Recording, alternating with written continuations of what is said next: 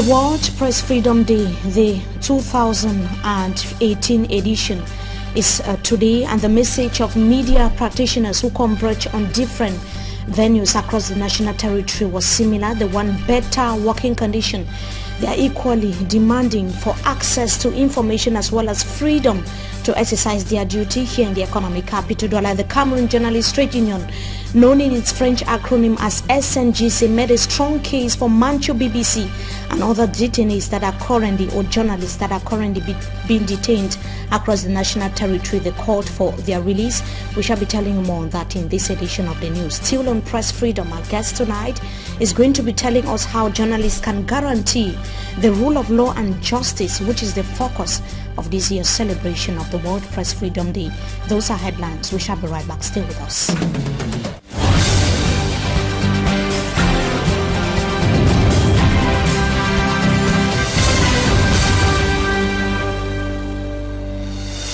Good evening to you televiewers. We thank you so much for joining us in this edition of the primetime newscast on Equinox Television. For the 25th time, journalists across Cameroon converge on different venues to reflect on their role, their challenges, and how the government policies are positively as well as negatively affecting the day-to-day practice of the profession in the economic capital, Douala. The Cameroon Journalists Trade Union, SNGC, as it is called in its French acronym, made a strong case for Mancho BBC, Thomas Awa, and all media practitioners currently being detained in several detention centers across Cameroon. The union president told professionals that the challenges in the sector are enormous, but that SNGC cannot stay indifferent to the situation of those behind bars.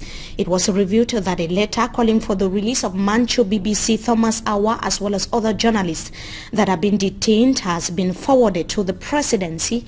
We shall, of course, we see how journalists converge here in the economic capital on the sidelines of the World Press Freedom Day. Let's now have an excerpt of the president of SNGC, Denis Kwebo, to begin by his speech by observing a minute of silence in honor of Pius Njawe as well as other journalists who died in their line of duty. Take a listen. In the course of our activities in 2017 and early 2018, we have been at the forefront to secure the release of our colleagues of English-speaking station, and we saw the release of 6 of them. Some others are still detained and some are on the run. We wrote to the head of state on May the 2nd asking for presidential clemency for BBC Mancho and Howard Thomas. We said that whatever they have done, whatever may be the cause of their arrest, whatever is the cause of the judicial action that is taken against them, we are asking the head of state to protect those 2 journalists because they are sons of Cameroon. The state of Cameroon has the duty and the obligation to protect its citizens. And we think that these 2 colleagues have paid the price for whatever they may have done, and they deserve to be released. We hold to it, and we are going to take further actions to make sure that they are released, because the condition of detention, these conditions are very rough. They are almost desperate. I think they should, and we know they. And the Anglophone crisis has, of course, affected the way of lives of many journalists, especially those practicing in the 2 English-speaking regions of Cameroon in Bamenda. Even veterans told us that it is difficult to have access to official sources of information. Sometimes it is scary, even those who have been practicing for a very long time now. Let's hear them in the following excerpt. When you operate in a crisis zone, it will necessarily have an impact on your performance.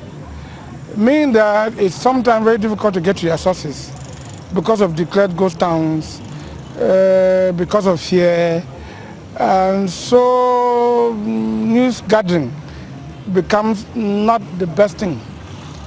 Sometimes you work very often using the phone calls, or you have to sneak through the quarters to get to your sources. In fact, it's not been helping. The crisis have not been helping matters. We are caught between the web of the pros and the cons. You are in a situation where a journalist is supposed to be truthful. It's supposed to present the facts as they are.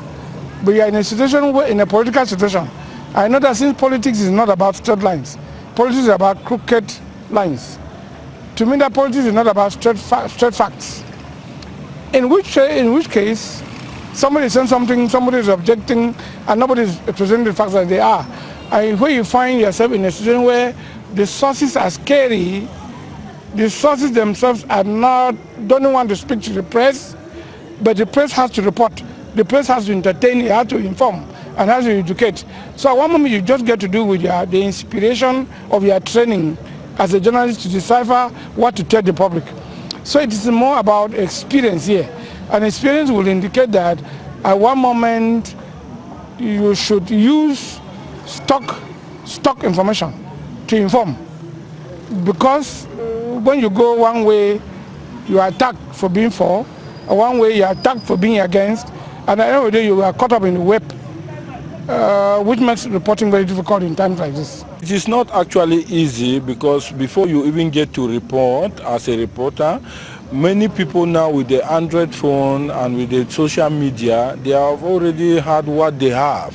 And when you are coming now as a journalist who is bound now to give the truth and to give what you have investigated, people want to judge you from what they are getting from the social media. So it is not easy as a reporter during this crisis. And you are even targeted when you want to give them the truth. They want you to take what they want and what they have heard or read or seen from the social media, which makes the work very difficult.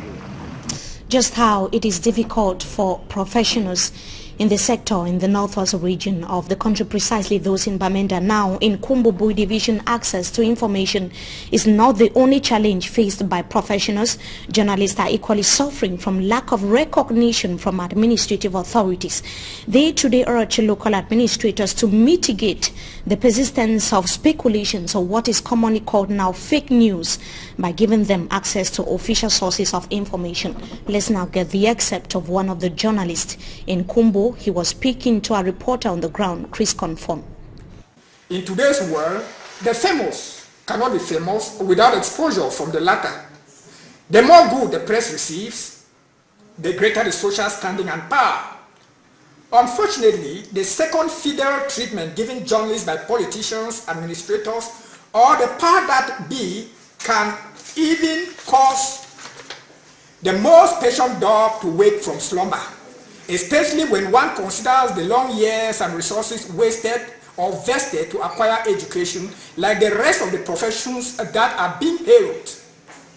Journalists, especially those of the private press, are being viewed as beggars who runs after leftovers, hooligans, terrorists, muckrakers, or subversive elements who have lost their dignity in a profession of nobility. The public press, on the other hand, is being viewed by the masses as accomplices of the repressive status quo. Unfortunately, as mentioned earlier, journalists are not virgins, nor innocent bystanders or objective observers of events and the struggles of life. Like the rest of the profession, they are economic, rational, and psychological beings. They are part and parcel of the society. They could be hired, conscripted, or even voluntarily enlist in society's battles. Journalists stumble all the times into territories that have no ethical maps, and in their appetite for scope will always step on some jigger-infested toes or cobwebs cupboards. Many pressmen are known to have been arrested and imprisoned for defaulting in the course of executing their duties. The question is, how many administrators, teachers, or doctors are being imprisoned for exercising their duties? Access of information into... And the Anglophone crisis that has dragged many English-speaking journalists to jail, with some even slammed jail sentences. As we are commemorating the World Press Freedom Day, the 25th of its kind, it should be noted that reporting the truth in conflict-hit zones like the northwest and the southwest regions of Cameroon is now a major challenge to journalists who are feeling monitored by the government of Cameroon should they report to their own disadvantage. EQUINOXE Aze completes that story in this report. Exercising the journalism profession like a journalist in a conflict-hit area or nation like Cameroon, hit by the Anglophone crisis, remains a major challenge to the media practitioner. Journalists reporting on the crisis today walk on the edge of the blade. Just like poisoned fish served to a dog, the socio-political crisis serves as death trap to journalists, especially English-speaking journalists in the two Anglophone regions. Reporting or publishing to the disadvantage of the government could mean supporting rebellion against the state, incitement of civil war, support of terrorism, among many others, which could be charges levied on the journalist once in the government's cobweb. Going back to the drawing board, an example can be inculcated on the arrest of several English-speaking journalists like Pen Terence Khan, Che Benjamin, Ambezi Andrew, Mancho BBC, and a host of others who have been freed except for the aforementioned. Only Mancho BBC is yet to know his fate, as his case suffers numerous adjournments. The other three have been slammed 11 to 12-year jail sentences with fine of 5 million francs CFA. A move to intimidate many unprotected journalists exercising their duties in reporting the truth. They are either harassed, attacked, arrested, jailed and killed at times, and their equipment destroyed. Legal regime, capacity, ethics, economies, protection and witness continue to impede works of journalists, especially investigative journalists in conflict areas. A thing which has led to deterioration of poor governance, death of speech and democracy in the country. While the journalists encounter obstacles to gather and seek for the truth to report it, government through the communication ministry says no journalist in Cameroon has been chased away for seeking the truth and threatened from reporting or publishing. Reporting in a conflict-hit zone or nation is, however, challenging and yet a rewarding branch of the media. We're under attack. That's bullet you're getting in the background. We have been attacked here. We are just entering level now. And the 25th edition of the World Press Freedom Day is being observed under the theme Keeping Power in Check, Media Justice and the Rule of Law. How therefore can journalists help in guaranteeing justice and the respect of the rule of law in the face of the present or the aforeseen adversities? Now let's have the reaction of a journalist here in the economic capital. Douala Dominic Meme is going to begin by telling us the situation of press freedom in the country today. Take a listen. Okay, I think press freedom in Cameroon, the situation today is not really good, because press freedom will have to go with financial independence as concerns the press. Journalists today in Cameroon, they are not always, they don't have that financial strength to like carry out good investigative reports. This is because media houses in Cameroon, they give very small or meager salary to journalists, so they're not really free to exercise their function financial wise. Now the second thing is access to information. They cannot be press freedom when getting information in the country is still a problem. Today you have government officials and the other politicians and businessmen. You cannot independently carry out an investigative report because they will always place barriers along the way that can force a journalist to withdraw and give up the process in the course of investigating. So it makes it very complicated. And then thirdly, since 2016, when the Anglophone crisis started, there have been a lot of restrictions on what a journalist should see as far as the Anglophone crisis is concerned. All these prove that the press freedom in Cameroon is still very questionable, and I think a lot needs to be done to give the press the media in Cameroon, and most especially journalists, the right chance to exercise their profession with all professionalism. If the public does not even know the right information, they cannot know when there is injustice and when there is justice.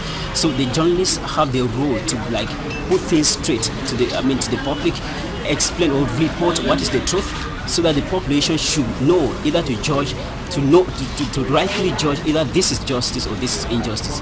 If the media is not there to point out all the errors committed in the society, the population will not know when government officials are exploiting them, when they are marginalizing them, when they are doing bad things against the population. So the media, the role of the media here, as far as the thing is concerned, is to put things straight, bring out all the facts for the population to know what the government is doing or what officials are doing in order to promote the well-being of the population in the society.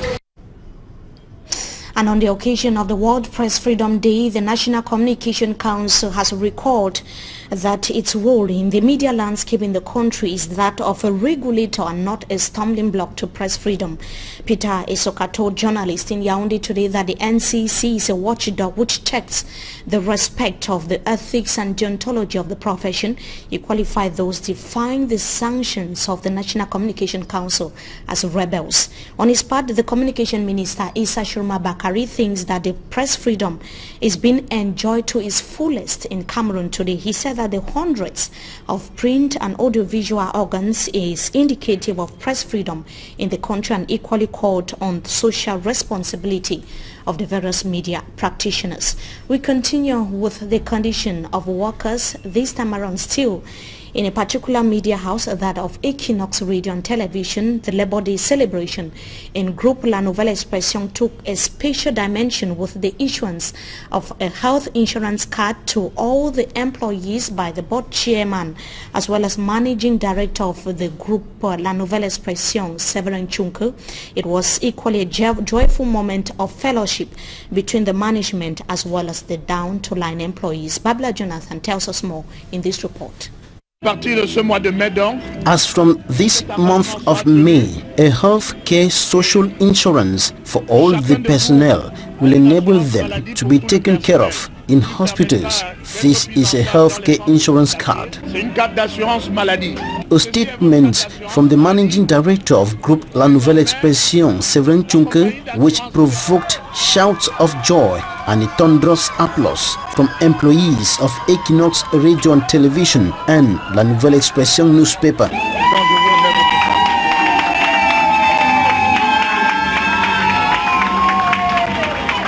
The announcement gave the 2018 Labor Day celebration a special color. It is a fulfilled promise. We listened to the workers' plight and we subscribed to a health insurance scheme for all the personnel. The technical process requires a card with an incorporated SIM, and this is what we are handing over to them. We are looking forward to go the extra mile, and we also expect more from our collaborators. And all the employees of Group La Nouvelle Expression present at the ceremony went back home with their health insurance cards. It came today like a surprise, a big deal. It was like a wow to all the employers of Equinoxe. The PDG assured us that we have our health insurance. That is the most important thing for every worker, the same place and the health insurance. And today I got my card. This is just one of the great leaps taken forward by the management in continuous efforts to improve working conditions in the media conglomerate. The contest of the best Labor Day uniform, won by newscaster Nadine Yambu and audiovisual technician Mitterrand Dam. The best dancer of the day, won by Théophile Chouke. And then whining and dining crowned the day. C'est comme ça qu'on fait à Paris, vous savez, l'homme mangera à la sueur de son front, et pour gagner, il faut travailler. And it is within the context of insecurity and Boko Haram threats in Marwa that is hosting the 2018 edition of the Old Varsity Games in Cameroon. In 24 hours, it's going to be kicking off, and infrastructures to host the many athletes are still to be set as delegations have started arriving the Games Village. Let's have the details with Smart Njikan Gabriel. The campus of the University of Marwa, the Benjamins of the State University, is already in a festive mood as delegations have started arriving for this year's Varsity Games. Amongst the first to arrive from the State University is that of Boya, the place to be. And on the private institutions of learning, we have Institut Université de la Côte of Douala and Institut Supérieur de Technologie Médicale, which have already arrived. Getting used to the climate of Marwa was first on the early commerce agenda with volleyball girls and boys team.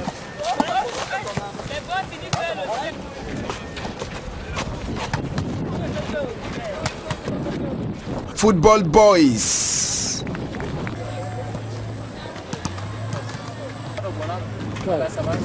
and football girls.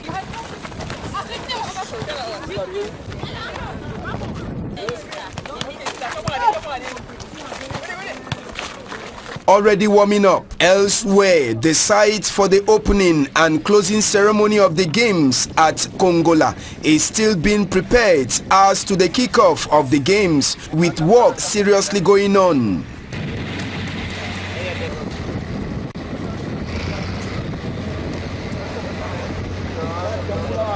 The pitch for the inaugural game is also being prepared, while others are arranging places for visitors to sleep as the transport mattresses. The budget allocated for the National Federation of University Sports, FENASU, to organize the games in Marwa is evaluated at 451 million francs CFA. The 21st edition of the All Varsity Games that will run from May 4th to 11th is expected to bring together 3,500 athletes, amongst them foreign athletes from Chad and Nigeria. And that brings us to the end of this first segment of the news. Time for us to meet our guest. We are going to be talking about the World Press Freedom Day. Stay with us. We shall be right back.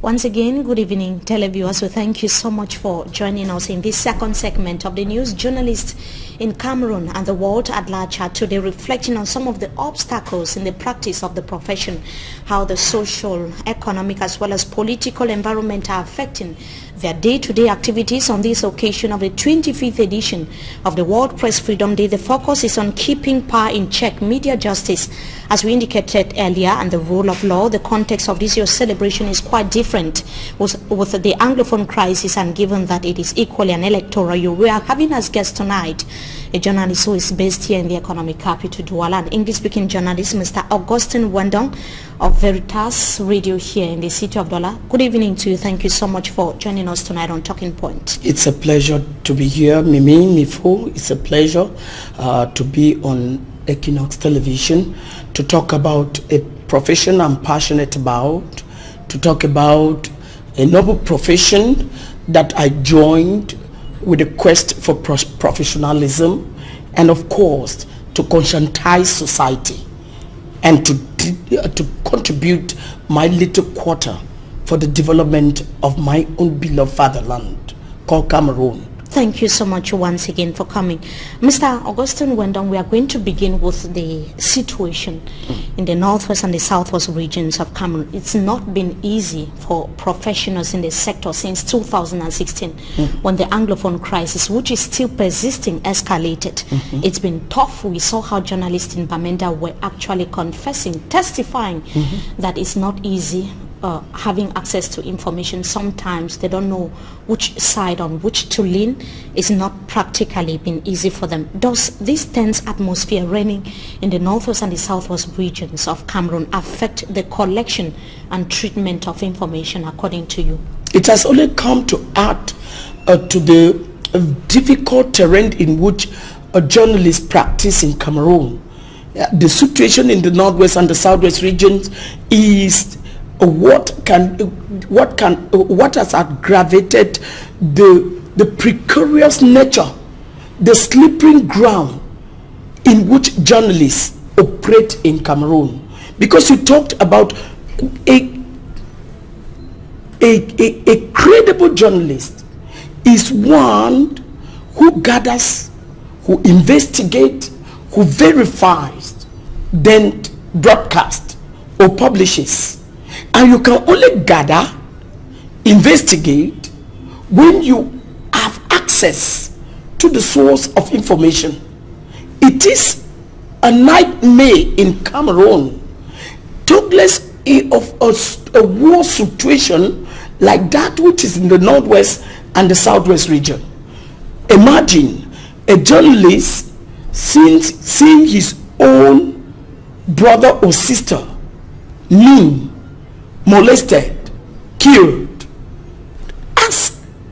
and that journalist has not been able to talk to either the commander-in-chief of the armed forces. The journalist is not able to identify the unknown gunmen from the other side. How can that journalist be balanced? How can that journalist be credible? So that comes to add salt on wounds that has been there for time immemorial. I want to say that a journalist is the conscience of society. Like Napoleon Bonaparte once said, that he feared the media more than 10,000 bayonets. You can see the force of the media, the power of the media for an evolving society.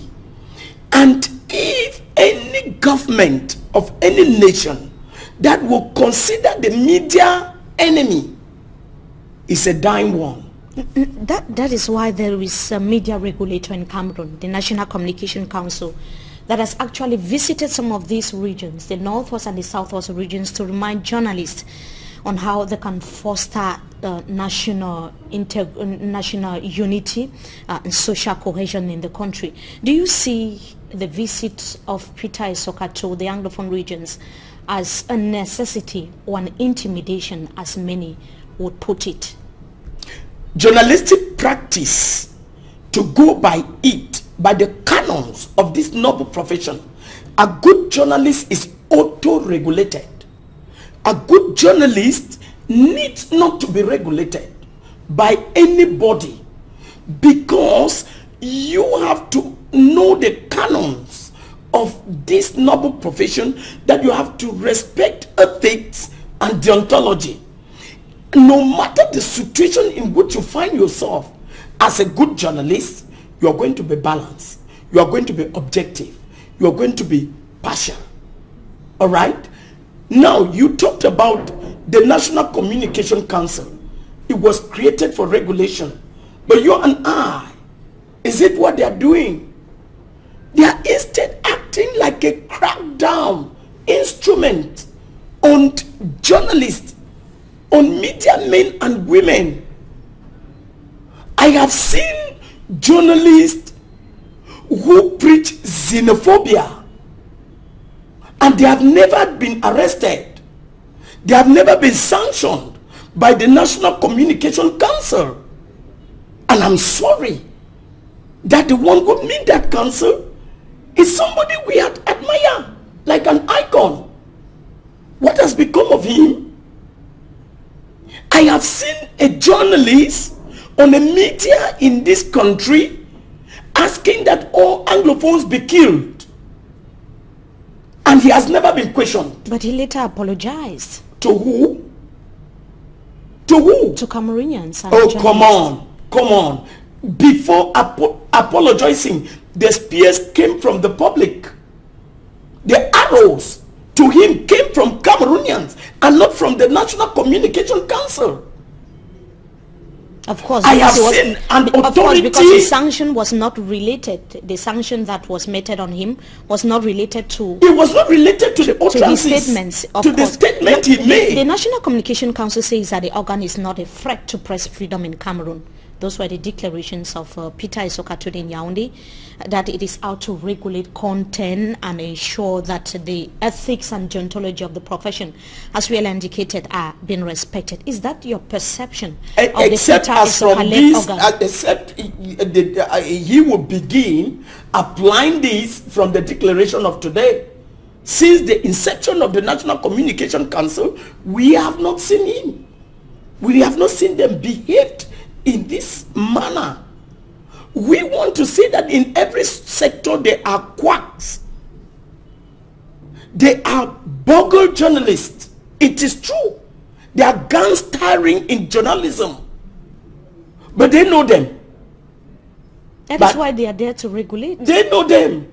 But those who have been victims, are they those who are were released from prison?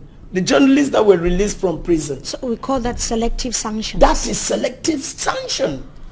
Okay, Mr. Augustine Wendon, the Cameroon Journalist Trade Union made a strong case today in favor of Mancho BBC, Thomas Awa, as well as other journalists that are behind bars. The president of SNGC, that is how it is called in French, actually said that he has sent a message or a letter to the presidency for the head of state to ensure and guarantee the release of Mancho BBC and others.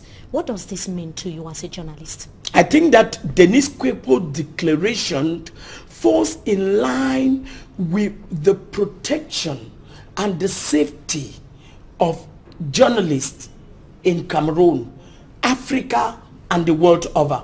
Listen to what Denis Kwepo said today. He asked that the president of the republic as the father, no matter the crime Mancho BBC or Thomas Awa might have committed, they are still Cameroonians, and they are journalists. For that reason, they can benefit from presidential clemency. They can benefit from presidential grace. And that is what Denis Kwepo was asking today. Because some were released. The president of the republic ordered the release of some. And if Mancho BBC as a journalist and Thomas Awa as a journalist is still behind bars, they should equally benefit from the largesse of the president of the republic. And Mancho BBC that would be appearing in court in few days, hoping that the message of the president of SNGC, the president of the republic as the father of the nation, even after you are condemned, still have the constitutional prerogative to sign a decree releasing you. So I think that even after being condemned, something can be done. Something can be done. The president of the republic, with his constitutional prerogative as the father of the nation, can still say, I signed this decree releasing these journalists. The president of the republic has done that.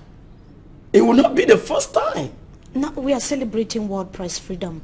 Mr. Augustine Wendon, we've highlighted the problems of journalists in the Anglophone regions and the situation of Mancho BBC and the reaction of SNGC globally.